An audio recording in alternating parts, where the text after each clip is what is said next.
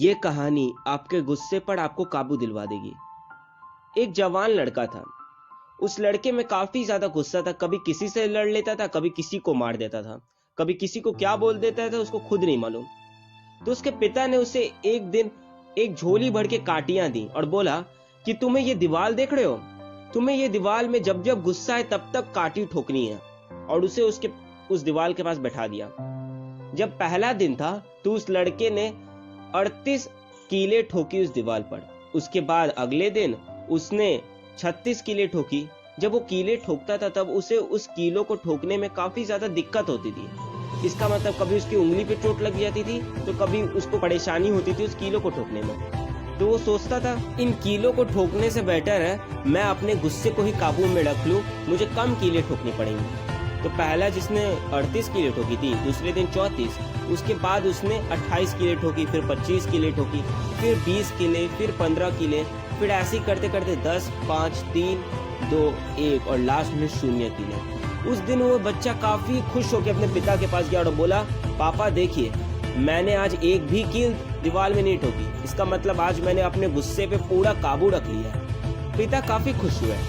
पर इस बार उन्होंने उससे बोला, इस बार तुम जितना अपने गुस्से पे काबू रखोगे उतना तुमको अपना कील निकालना है। अब जब वो अपने गुस्से पे काबू रखता था तो निकालता था कील। जैसे एक दिन में उसने अपने 5 बार गुस्से पे काबू रखा तो 5 कीले निकाल दी, दूसरे दिन 10 बार काबू रखा तो 10 कीले निकाल दी। ऐसे ही करते करते उसने सारे कीले निकाल दी और पिता के पास बोला, अब दीवार में एक भी कील नहीं बची है, मैंने अपने गुस्से पे पूरा मास्टरी कर लिया, अब मुझे कभी भी गुस्सा नहीं आता।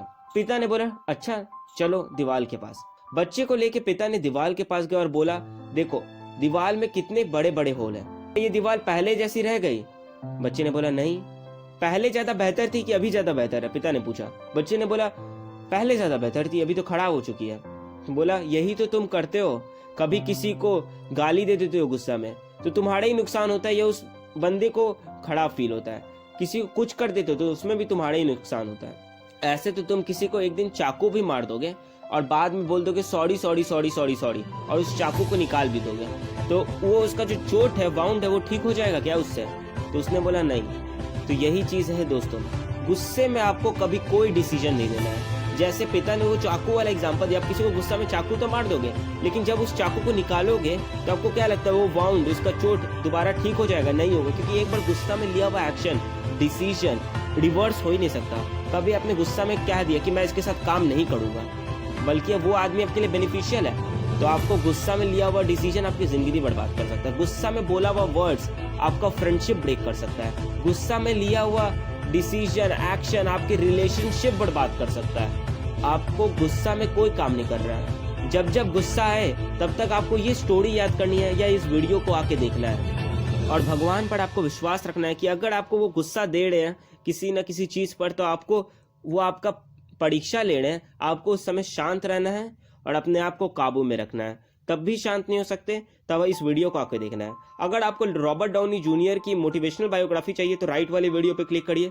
अगर आपको अपना आलस खत्म करना है तो लेफ्ट वाली वीडियो पे क्लिक करिए। Subscribe to this channel please.